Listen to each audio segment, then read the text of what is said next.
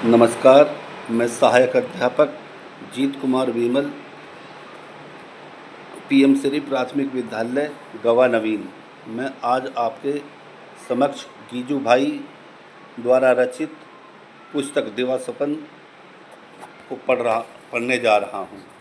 मैं इसके प्रथम खंड में, जिसका नाम है प्रयोग का आरंभ, से इस पुस्तक को शुरू करता हूँ। मैंने पढ़ा और सोचा तो बहुत कुछ था, परंतु मुझे अनुभव न था। मैंने सोचा कि मुझे स्वयं अनुभव भी करना चाहिए, तभी मेरे विचार परिपक्व बनेंगे। तभी मालूम होगा कि मेरी आज की कल्पना में कितनी सच्चाई और कितना खोखलापन है। मैं शिक्षा विभाग के बड़े अधिकारियों के पास गया और उनसे प्रार्थना की कि मुझे प्राथमिक पाठशाला की एक कक्षा सौंप दें। अधिकारी थोड़ा हंसे और बोले, रहने दो भाई, यह काम तुम्हारे बस में नहीं। बच्चों को पढ़ाना, और वह भी प्राथमिक पाठशाला के बच्चों को, ऐसा काम है जिसमें एड़ी चोटी का पसीना एक करना पड़ता है। तुम तो लेखक और विचारक ठहरे। कुर्सी पर बैठकर लेख लिखना आसान है और कल्पना में पढ़ देना भी आसान है। कठिन है केवल प्रत्यक्ष काम करना और उसे पूर्णता तक पहुंचाना। मैंने कहा, इसलिए तो मैं स्वयं अनुभव लेना चाहता हूं। अपनी कल्पना में मुझे वास्तविकता को लाना है। अधिकारी ने कहा, ठीक है, यदि तुम्हारी प्रबल इच्छा है तो खुशी से 1 साल तक अनुभव करो। मैं तुम्हें प्राथमिक पाठशाला की 4वीं कक्षा में तुम्हें सौंप रहा हूँ। यह उसका पाठ्यक्रम है, यह उससे चलने वाले कुछ पाठ्यपुस्तक हैं और यह शिक्षा विभाग की छुट्टी आदि के कुछ नियम हैं। मैंने बहुत सम्मान भरी दृष्टि से उन सब चीज़ों को देखा। पाठ्यक्रम हाथ में लेकर जेब में रखा और पाठ्यपुस्तक को एक सुतली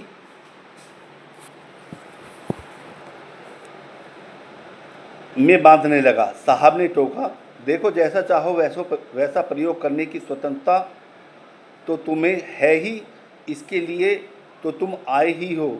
लेकिन यह भी ध्यान रखना कि 12वें महीने में परीक्षा भी होनी है और तुम्हारा काम परीक्षा की माप से मापा जाएगा। मैंने कहा, मंजूर है, लेकिन मेरी एक प्रार्थना है। परीक्षक आप खुद ही रहें। स्वयं आप ही को मेरे काम का मूल्यांकन करना पड़ेगा, क्योंकि प्रयोग करने की स्वतंत्रता आप दे रहे हैं। तो आप ही को अपना काम दिखाकर मैं संतोष भी मानूंगा। आप ही मेरी सफलता निसफलता के कारण ठीक से समझ सकेंगे। अधिकारी महोदय ने हंसकर स्वीकृति से सिर हिलाया और मैं उनके कार्यालय से बाहर निकल आया। मैं सारा पाठ्यक्रम देख चुका था। मुझे विश्वास हो गया था कि कई फेरबदल करने पड़ेंगे। पाठ्यपुस्तकों पर भी एक नज़र डाली। गुण दोष आंखों के सामने तैरने लगे। क्या क्या सुधार हो सकेंगे, यह भी विचार कर लिया। मन में मानो पहले दिन ही आखिरी दिन तक के काम का एक चित्र बन गया। परीक्षा और उसके परिणाम के दिन को भी मैंने कल्पना कर ली और इन बातों की योजना बनती गई कि सारा साल इस तरह काम चलेगा। ऐसा काम होगा कि यह परिणाम आएगा। विचारों ही विचारों में रात के 2 कब बज गए पता न चला। आखिर अगले दिन के कार्यक्रम को कागज़ पर उतारकर 3 बजे बजते बजते मैं सो गया। सवेरा हुआ, उत्साह था, श्रद्धा थी, वेग था। नहा धोकर अल्पाहार करके मैं ठीक समय पर तीसरे नंबर की पाठशाला में जा पहुंचा। अभी शाला खुली नहीं थी।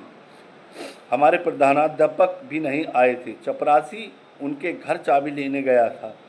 लड़कों का आना जाना शुरू था और लड़कों पर उनकी दौड़ धूप मची हुई थी। मैं सोच रहा था कब पाठशाला खुले और कब कक्षा को संभालकर काम शुरू करूं, कब अपनी नई योजनाएं पेश करूं, कब व्यवस्था और शांति स्थापित करूं, कब रसिक रीति से पाठ समझाऊं और कब छात्रों के मन वश में कर लूं। उस समय शायद मेरे दिमाग में खून बड़ी तेज़ी से चक्कर काट रहा होगा। घंटी बजी, लड़के कक्षा में आकर बैठे और प्रधानाध्यापक ने मेरे साथ आकर मुझे मेरी कक्षा दिखाई और लड़कों से कहा, देखो, ये महाशय लक्ष्मी शंकर आज से तुम्हारे शिक्षक हैं। ये कहें वैसा ही करना, इनकी आज्ञा मानना, देखना कोई उधम न मचाना। प्रधानाध्यापक बोल रहे थे और इधर मैं अपने अगले 12 महीने के साथियों को सामने देख रहा था। कोई मुस्कुराया, किसी ने तिरछी निगाह करके आँख मारी, किसी ने ऐंठ के साथ सिर हिलाया। कुछ मेरे सामने आश्चर्य और मजाक के भाव से देखते रहे और कुछ भौचक खड़े रहे। मैंने देखा कि इन बालकों को मुझे पढ़ाना था, इन मस्खरे, उद्यमी, ऐंठबाज और चित्र विचित्र लड़कों को। मन थोड़ा शह तो खा गया, थोड़ी छाती भी धड़क गई, लेकिन सोचा परवाह नहीं, धीरे धीरे सब ठीक हो जाएगा। मैंने रात टीपी हुई बातें जेब से निकाल कर देख ली। लिखा था पहले शांति का खेल, फिर कक्षा की साफ सफाई की जांच, फिर सहगान, फिर वार्तालाप आदि। मैंने लड़कों से कहा, आओ हम शांति का खेल खेलें। देखो, मैं जब ओम शांति कहूँ तुम सब चुपचाप बैठ जाना, बराबर पालथी मारकर बैठना। देखो, कोई हिलना डुलना नहीं। फिर मैं दरवाजे बंद करूँगा और अंधेरा होगा। तुम सब शांत रहना। तुम्हें आसपास का कोलाहल सुनाई देगा, उसे सुनने में बड़ा मज़ा आएगा। तुम्हें मक्खियों की भिनभिनाहट सुनाई पड़ेगी। तुम्हें अपना श्वासोच्छ्वास भी सुनाई पड़ेगा। फिर मैं गाऊंगा और तुम सुनना। इतना कह चुकने के बाद मैंने शांति का खेल शुरू किया। मैं ओम शांति बोला, लेकिन लड़कों तो धक्का मुक्की में